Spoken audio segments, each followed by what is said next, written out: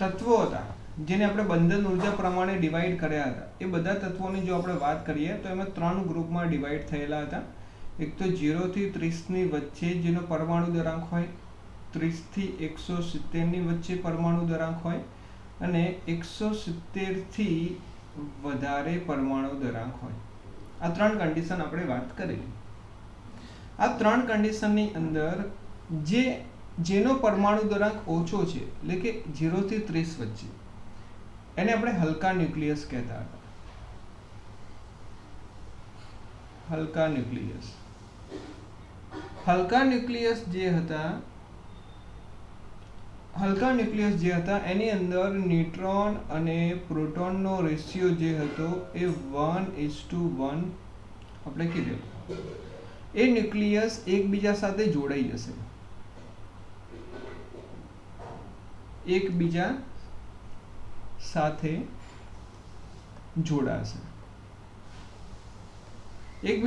જોડાશે અને એક મોટો ન્યુક્લિયસ બનાવશે જેને ન્યુક્લિયર સંલયન કહેવાશે.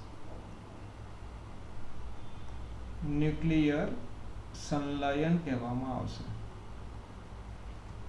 મતલબ જે હલકા ન્યુક્લિયસ છે એ એકબીજા સાથે જોડાઈને એક મોટો ન્યુક્લિયસ બનાવશે, જે પ્રક્રિયાને આપણે ન્યુક્લિયર સંલયન કહીએ છીએ. અને ન્યુક્લિયર સંલયનમાં હલકા ન્યુક્લિયસ ભલે હતા, પણ એમાં બી સૌથી વધારે પ્રોબેબિલિટી કોની હશે? તો જેનો પરમાણુ દરાંક 10 કરતાં ઓછો છે, જેનો પરમાણુ દરાંક 10 કરતાં ઓછો છે એવા જ તત્વો ન્યુક્લિયર સંલયનની પ્રક્રિયા કરશે. અને આ જે પ્રક્રિયા છે જેમાં ભેગા થાય છે ન્યુક્લિયસ, એમાં પણ ઉર્જા છૂટી પડે છે, એની અંદર પણ ઉર્જા છૂટી પડે છે.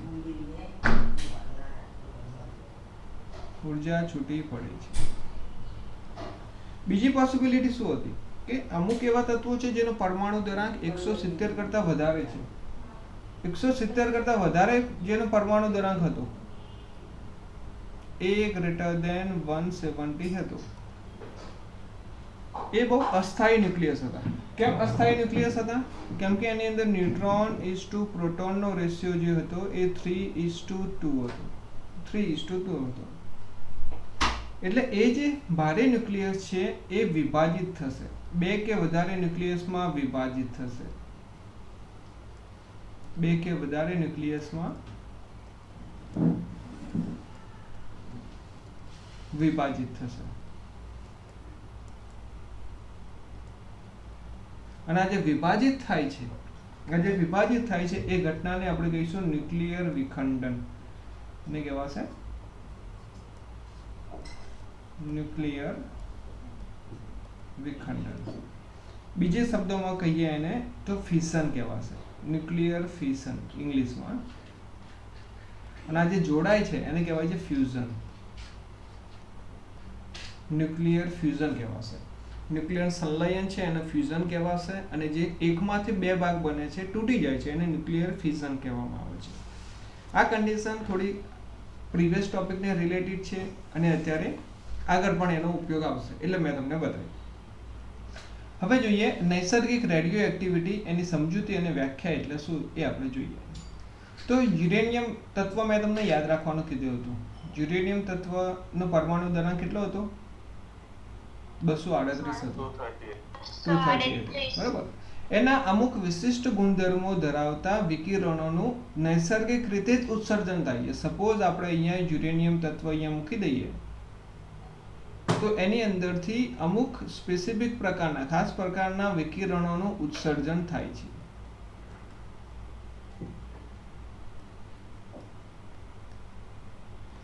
મતલબ કે જે યુરેનિયમનું જે પરમાણુ કે તત્વો આપણે કોઈ જથ્થો મૂક્યો હોય એમાંથી વિકિરણનું ઉત્સર્જન થાય છે કુદરતી રીતે. એને આપણે નૈસર્ગિક રેડિયો એક્ટિવિટી કહેવાશે. જે વિકિરણનું ઉત્સર્જન થાય છે એને નૈસર્ગિક રેડિયો એક્ટિવિટી કહે છે. પણ એની શોધ કોને કરી? તો એની શોધ કરી હતી બેક્વેરલ. બેક્વેરલ નામના વૈજ્ઞાનિકે એની શોધ કરી હતી 1896માં. સાલ યાદ ના રાખો તો કોઈ પ્રોબ્લેમ નહીં, પણ બેક્વેરલ યાદ રાખજો. જેના કારણે જે વિકિરણ ઉત્સર્જિત થાય છે એ વિકિરણને બેક્વેરલ કિરણો પણ કહે છે. બેક્વેરલ કિરણો પણ કહેવામાં આવે છે. અહીંયા સુધી ક્લિયર છે બધાને? નૈસર્ગિક રેડિયો એક્ટિવિટી એટલે શું? તો યુરેનિયમમાંથી અમુક વિશિષ્ટ ગુણધર્મો ધરાવતા વિકિરણોનું નૈસર્ગિક રીતે ઉત્સર્જન થાય છે. આ ઘટનાને નૈસર્ગિક રેડિયો એક્ટિવિટી કહે છે, જેની શોધ બેક્વેરલ નામના વૈજ્ઞાનિકે કરી હતી. એટલે એને બેક્વેરલ કિરણો કહેવામાં આવે છે. ત્યારબાદ બીજા બી સાયન્ટિસ્ટ હતા જોડે. બીજામાં હતું મેડમ ક્યુરી અને તેમના પતિ હતા પિયરી ક્યુરી. મેડમ ક્યુરી એન્ડ તેમના પતિ જે હતા પિયરી ક્યુરી.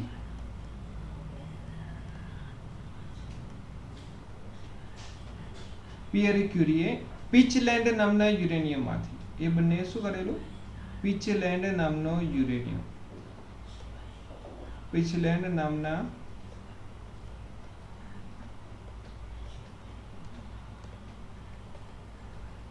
યુરેનિયમમાંથી રેડિયમ અને પોલોનિયમ નામના બે નવા તત્વો છૂટા પડે. આ જે પીચલેન્ડ નામનો યુરેનિયમ હતો એના ભાગ પાડીને એમાંથી બે તત્વો છૂટા પાડેલા, જે હતા રેડિયમ અને પોલોનિયમ. રેડિયમ અને પોલોનિયમ.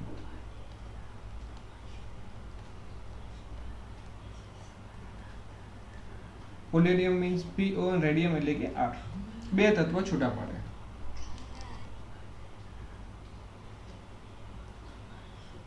જેમની રેડિયો એક્ટિવિટી યુરેનિયમ કરતા 10 લાખ ગણી હતી.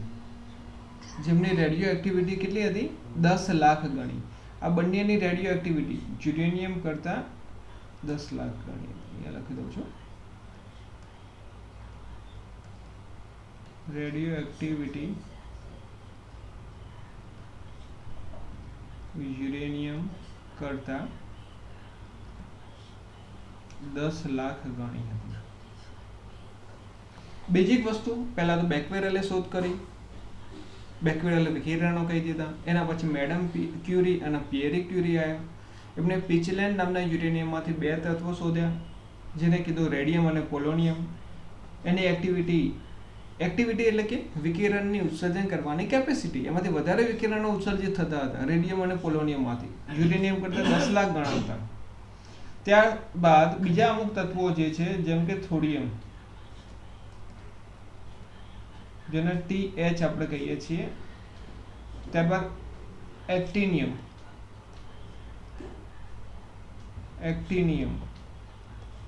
AC.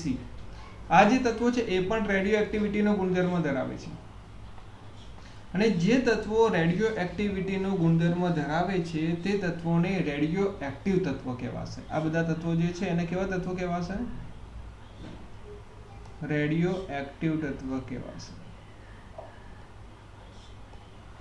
રેડિયો એક્ટિવ તત્વ એટલે કે જેમાંથી આપમેળે વિકિરણનું ઉત્સર્જિત થતું હોય, અને વિકિરણનું ઉત્સર્જન થતું હોય તે ઘટનાને રેડિયો એક્ટિવિટી કહે છે. અને આપમેળે થતું હોય છે, જેના કારણે એને નૈસર્ગિક કહેવામાં આવે છે. અહીંયા સુધી કોઈ કન્ફ્યુઝન ખરું કોઈને? હર્ષ, તત્વના નામ યાદ રહેશે? યુરેનિયમ, રેડિયમ, પોલોનિયમ, થોરિયમ અને એક્ટિનિયમ. એટલા તો યાદ રાખવાના છે, જે રેડિયો એક્ટિવ તત્વ કહેવાશે. કયા કયા તત્વ આવે છે અહીંયા? રેડિયમ, પોલોનિયમ, એક્ટિનિયમ, થોરિયમ અને યુરેનિયમ. આ બધા જ તત્વો રેડિયો એક્ટિવ તત્વ છે. અને બધાનો પરમાણુ દરાંક 170 કરતાં વધારે હશે બધાનો. તો જે રેડિયો એક્ટિવ વિકિરણો જે ઉત્સર્જિત થાય છે, જે રેડિયો એક્ટિવિટી છે, એની થોડી લાક્ષણિકતા આપણે જોઈએ.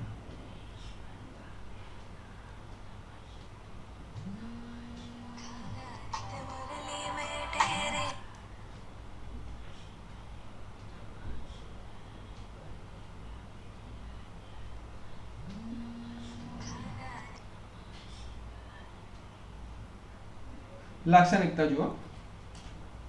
રેડિયો એક્ટિવ વિકિરણોનું ઉત્સર્જન સ્વતઃ અને તત્કાલીન છે. સ્વતઃ અને તત્કાલીનનો મતલબ શું? કે આપમેળે થાય છે, અને ઇન્સ્ટન્ટલી. વિકિરણનું ઉત્સર્જન સ્વતઃ અને તત્કાલીન છે, આપમેળે થાય છે અને બહુ ફાસ્ટ થાય છે.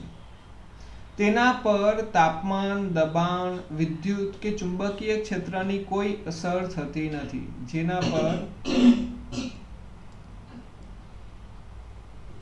તાપમાન, દબાણ, તાપમાન, દબાણ, વિદ્યુત કે ચુંબકીય ક્ષેત્રની કોઈ અસર થતી નથી.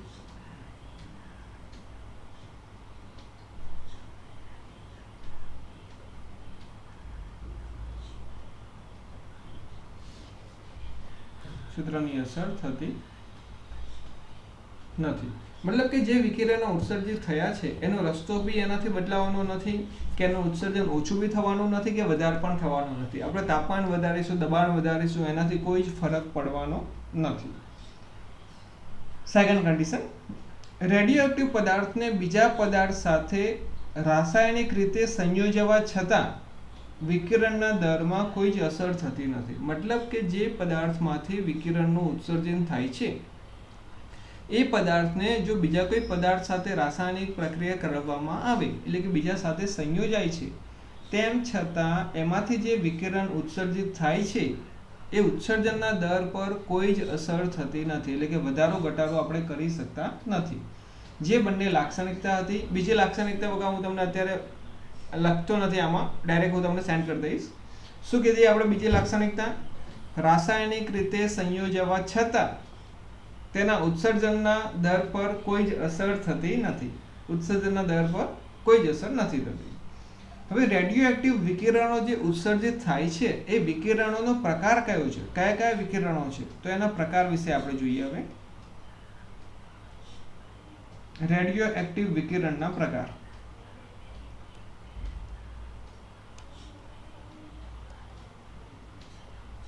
રેડિયોએક્ટિવ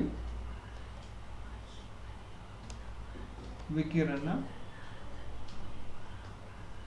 પ્રકાર. 3 વિકિરણો આપણે યાદ રાખવાના છે રેડિયોએક્ટિવમાં. પહેલો છે આલ્ફા વિકિરણ.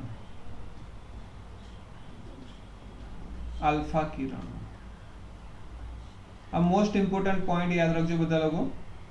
આલ્ફા કિરણો.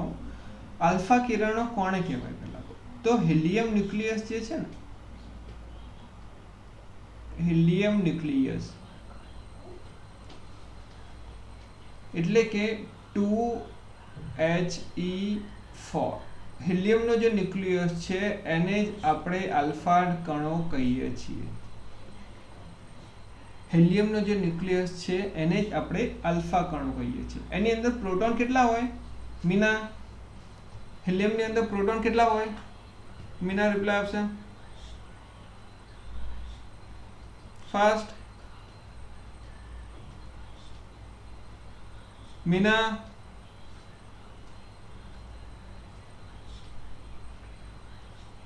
પ્રોટોન અને ન્યુટ્રોન કેટલા હોય? બોલો ચલો જલ્દી.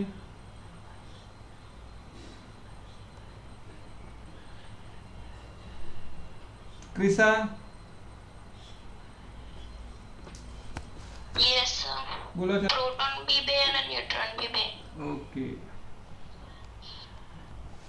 આલ્ફા કિરણો હિલિયમનો ન્યુક્લિયસ છે જેને આલ્ફા કહેવામાં આવે છે. એમાં 2 પ્રોટોન અને 2 ન્યુટ્રોન હોય છે. એની ઉપરનો વીજભાર કેટલો હશે? હિલિયમ કણ પરનો વીજભાર કેટલો હશે? તો +2e જેટલો વીજભાર હશે.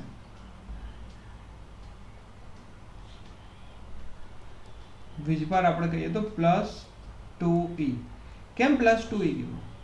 કેમ કે નોર્મલી આપણે જો હિલિયમની વાત કરીએ તો હિલિયમની અંદર 2 પ્રોટોન હોય છે, 2 ઇલેક્ટ્રોન હોય છે અને 2 ન્યુટ્રોન હોય છે આખા હિલિયમ પરમાણુ માટે.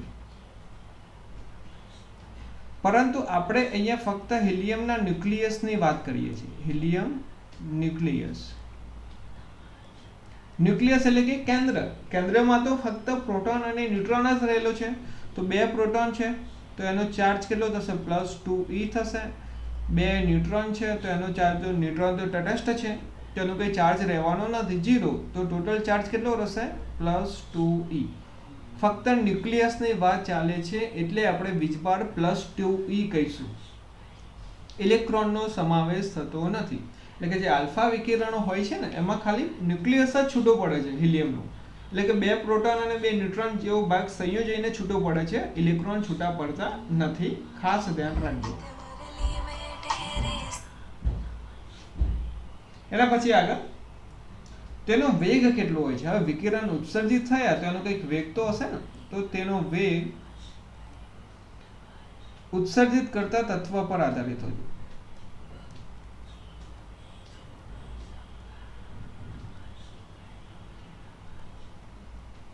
તત્વ પર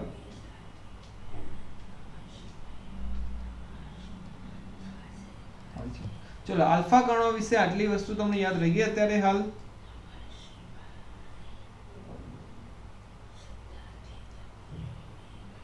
આલ્ફા કણો યાદ રહી ગયા બધાને? Helium, okay.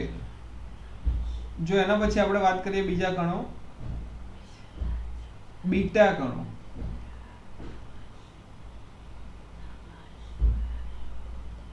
બીટા કિરણો જોઈએ. બીટા કિરણો એ ઇલેક્ટ્રોનના બનેલા છે. ઇલેક્ટ્રોનના બનેલા દ્રવ્ય કણો છે. બીટા કણો એ ઇલેક્ટ્રોનના બનેલા છે, તે ઋણ વીજભારિત હોય છે. બીટા કણો જનરલી ઋણ વીજભારિત હોય છે.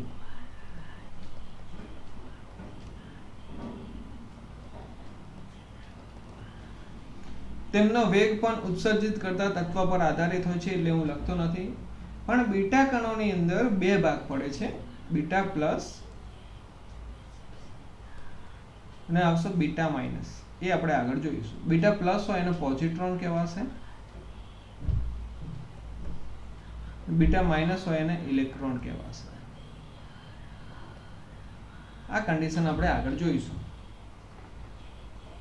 પોઝિટ્રોન અને ઇલેક્ટ્રોન વાળી કન્ડિશન આપણે આગળ જોઈશું. બીટા પ્લસ એટલે કે પોઝિટ્રોન અને બીટા માઇનસ એટલે કે ઇલેક્ટ્રોન આપણે કહીશું.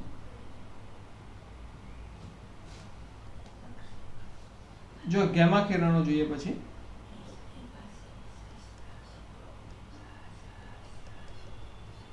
ગેમા કિરણો જોઈએ.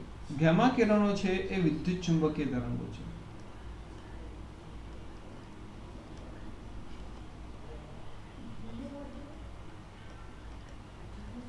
ગેમા કિરણો એ વિદ્યુત ચુંબકીય તરંગો છે અને તેનો વેગ જે છે એ પ્રકાશના વેગ જેટલો હોય છે, કેમ કે પ્રકાશ પણ વિદ્યુત ચુંબકીય તરંગોમાં આવે છે. એટલે ગેમા કિરણોનો વેગ પણ પ્રકાશના વેગ જેટલો હોય છે. આ બધા જ કિરણો જે છે, ગેમા કિરણોમાં ખાલી આટલું યાદ રાખવાનું છે, આ બધા જ કિરણો જે છે એ બધા જ કિરણો ફોટોગ્રાફિક પ્લેટ પર અસર કરે છે. બધા જ કિરણો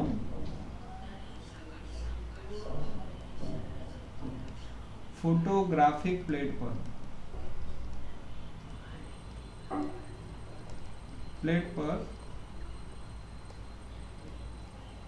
અસર કરે છે. ફોટોગ્રાફિક પ્લેટ એટલે શું? તો તમને ખ્યાલ હોય કે ક્યારેક ને ક્યારેક તમે એક્સરે પડાવવા તમારો યા કોઈની જોડે ગયા હશો, તો પેલો એક્સરે કિરણો પાસ કરે છે બોડીમાંથી, તો એની સામે પેલી એક પ્લેટ નીચે રાખેલી હોય છે આપણી બોડીની નીચે, જેની ઉપર એક્સરે હોય છે પડવા માટે. એ ફોટોગ્રાફિક પ્લેટ હોય છે. એની ઉપર વિકિરણો જે પડશે એના આધારે ઇમેજ આખી પ્રોડક્ટ થશે અને એક પ્રસ્ફુરણ ઉપજાવશે. અને જે માધ્યમ રાખેલું હોય ને, વચ્ચે કોઈ માધ્યમ હોય તો એનું આયનીકરણ કરે છે. મતલબ કે આ બધા જ વિકિરણો છે એ ખૂબ જ દૂર સુધી પહોંચી શકે છે. મતલબ કોઈ બી માધ્યમમાંથી આસાનીથી પસાર થઈને દૂર સુધી જાય છે.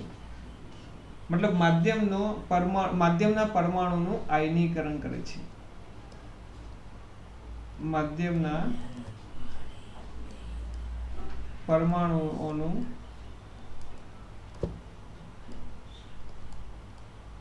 આયનીકરણ કરે છે. તો એની આયનીકરણ કરવાની શક્તિ કેટલી છે અને વિભેદન શક્તિ કેટલી છે? તો આયનીકરણ શક્તિ અને વિભેદન શક્તિ જોઈએ આપણે. આયનીકરણ શક્તિ અને વિભેદન શક્તિ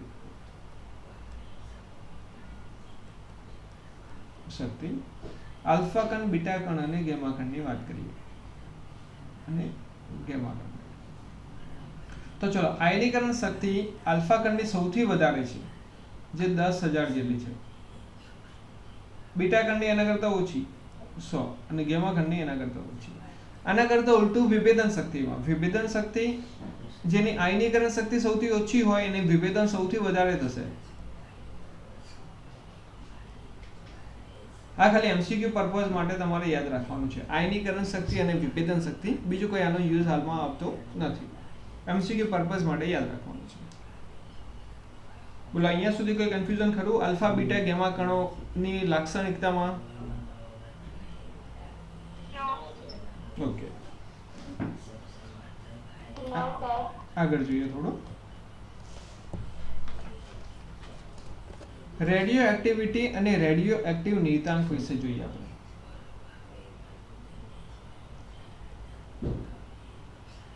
રેડિયો એક્ટિવિટી અને રેડિયો એક્ટિવ નિયતાંક. ઓકે, તો જો આપણે હવે રેડિયો એક્ટિવ વિશે જોઈએ તો એના માટે થોડું કન્ડિશન હું તમને સમજાવું. ધારો કે કોઈ એક પરમાણુ આપણે અહીંયા મૂકેલો છે, યુરેનિયમ કાં તો કોઈ પણ રેડિયો એક્ટિવ તત્વનો નમૂનો આપણે અહીંયા મૂકેલો છે. હવે એ નમૂનામાંથી શરૂઆતમાં પરમાણુની સંખ્યા, પરમાણુ એટલે શું, એની અંદર અણુ તો હશે ને. સપોઝ આપણે એવું વાત કરીએ કે શરૂઆતમાં N0 જેટલા પરમાણુ છે. હવે N0 જેટલા પરમાણુ છે, હવે એનામાંથી આપમેળે વિકિરણનું ઉત્સર્જન થાય છે. તો વિકિરણ ધારો કે અહીંયાથી આમ બહાર નીકળે છે, તો વિકિરણ બહાર ક્યારે નીકળશે, તો એના અમુક ન્યુક્લિયસનું ક્ષયન થશે. સમય સાથે એ ન્યુક્લિયસ છે એ એની અંદર ઓછા થતા જશે. આ હતા પ્રારંભિક ન્યુક્લિયસ, પ્રારંભિક ન્યુક્લિયસ. T બરાબર 0 સમય, આપણે ધારો કે અત્યારે લેક્ચર ચાલુ છે, અત્યારે આપણે માપે આની અંદર તો N0 જેટલા છે. હવે આવતીકાલે ફરીથી જ્યારે આપણે લેક્ચરમાં જોડાયા છીએ ત્યારે એની અંદર આપણે ન્યુક્લિયસની સંખ્યા ગણીએ છીએ તો ન્યુક્લિયસની સંખ્યા n થઈ જાય છે. તો અંતિમ ન્યુક્લિયસ મતલબ કે પહેલા N0 હતા, સપોઝ એક્ઝામ્પલ તરીકે કહીએ આપણે કે પહેલા 100 જેટલા હતા, એવું આપણે વિચારી લીધું, આ એક્ઝામ્પલ માટે કીધું. N0 એટલે કે યુરેનિયમના 100 ન્યુક્લિયસ હતા આજે, અત્યારે હાલ જ. હવે આવતીકાલે જ્યારે લેક્ચરમાં જોઈન થઈએ છીએ ત્યારે એ 100 માંથી ધારો કે 20 ન્યુક્લિયસ બાકી રહ્યા. આપણે ગણતરી કરીએ છીએ તો ગણતરી કોની કરીશું, જેટલા હાજર હોય એની જ ગણતરી કરી શકીશું. બાકી રહ્યા તો કેટલા ન્યુક્લિયસ ઓછા થઈ ગયા, ઓછા કેટલા થઈ ગયા, 80 ન્યુક્લિયસ ઓછા થઈ ગયા. એટલે કે 80 ન્યુક્લિયસનું વિખંડન થયું. શું કહેવાશે, 80 ન્યુક્લિયસનું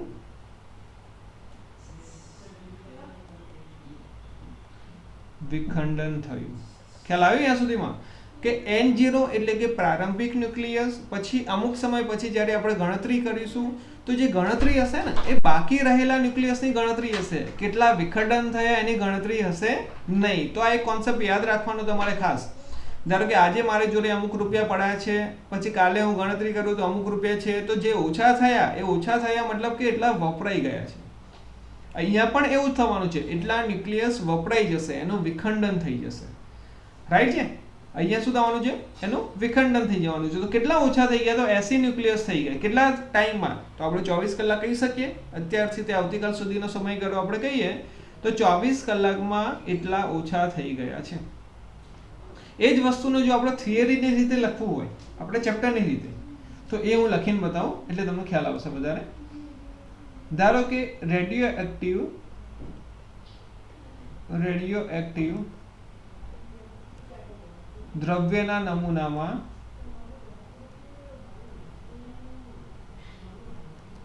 T ક્ષણે એટલે કે T સમય, કોઈ પણ સમય અવિભાજિત અવિભાજિત પરમાણુની સંખ્યા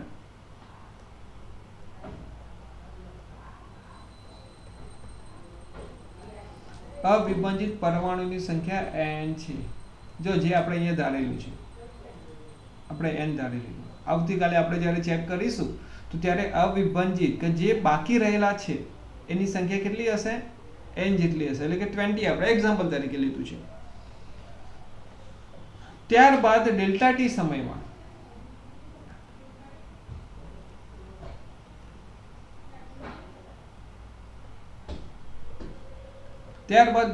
સમયમાં તે તત્વના ડેલ્ટા n પરમાણુ વિભાજન પામતા હોય, તત્વના ડેલ્ટા n પરમાણુ, સોરી કેપિટલ લખવું પડશે, ડેલ્ટા n પરમાણુ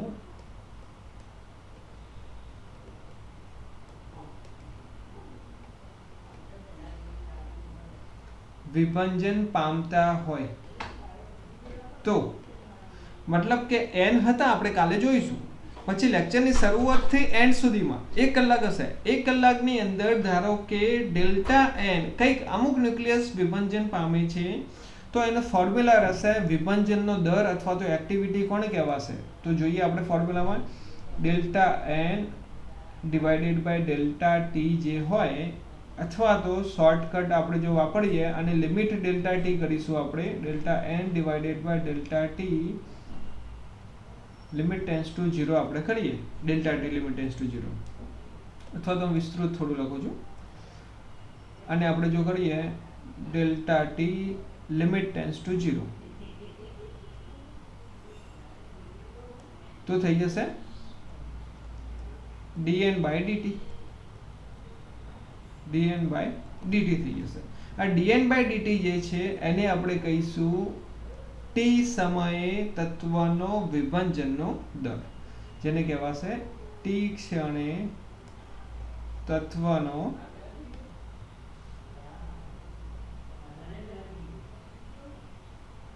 વિભાજનનો દર.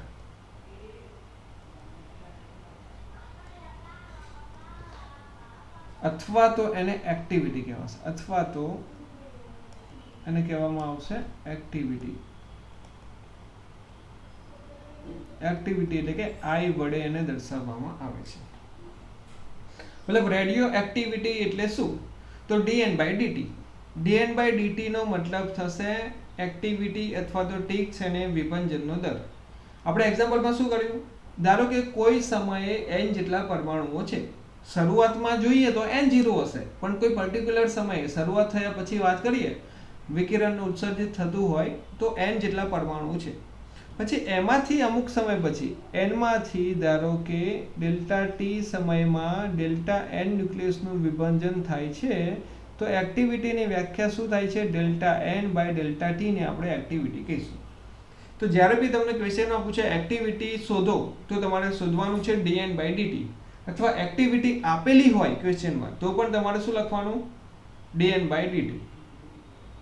બોલો અહીંયા સુધી કોઈ પ્રોબ્લેમ ખરો કોઈને? ઓકે. હવે જે આ એક્ટિવિટી છે એ શેના ઉપર આધાર રાખે છે? તો એક્ટિવિટી એ કોઈ પણ ક્ષણે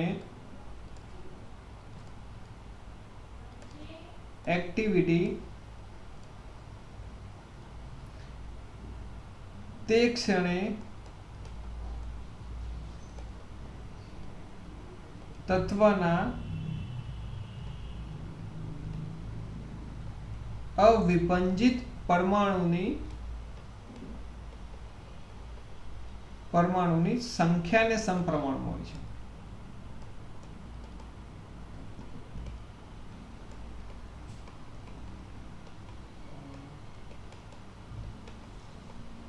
જેમ કે આપણે વાત કરીએ, અમુક સમય આપણે ચેક કરી લીધું n જેટલા પરમાણુ હતા, એના પછી ડેલ્ટા ટી સમયમાં ડેલ્ટા n જેટલા પરમાણુઓનું વિખંડન થયું, તો એક્ટિવિટીનું ફોર્મ્યુલા શું થશે? Delta n by delta t અથવા તો dn બાય dt એ શેના ઉપર આધાર રાખે છે? તો જે પરમાણુઓ વધેલા હતા ને એ ટાઈમે, જેટલા બી હતા પરમાણુ, આપણે હમણાં એક્ઝામ્પલ લીધું એમાં 20 બાકી હતા, તો જે પરમાણુ વધેલા છે એ પરમાણુની સંખ્યા ઉપર આધાર રાખે છે. એ પરમાણુની સંખ્યા ઉપર આધાર રાખે છે.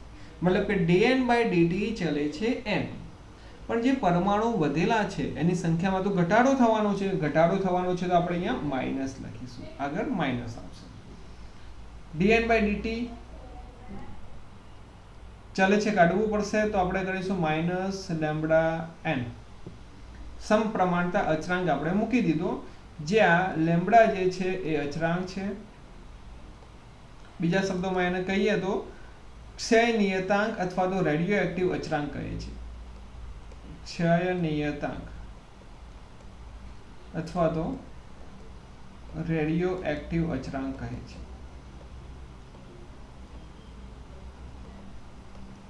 કહેવામાં આવે છે લેમ્બડા ઇઝ ઇક્વલ્સ ટુ ક્ષય નિયતાંક અથવા તો રેડિયો એક્ટિવ અચળાંક. આ ફોર્મ્યુલા આપણે યાદ રાખવાનું છે, એકદમ સરસ. અને એક્ટિવિટીને dn/dt ની જગ્યાએ I પણ કહી શકાય, તો એને is equals to minus lambda into n formula રહેશે. અહીંયા સુધી પરફેક્ટ તમારે યાદ રાખવાનું છે.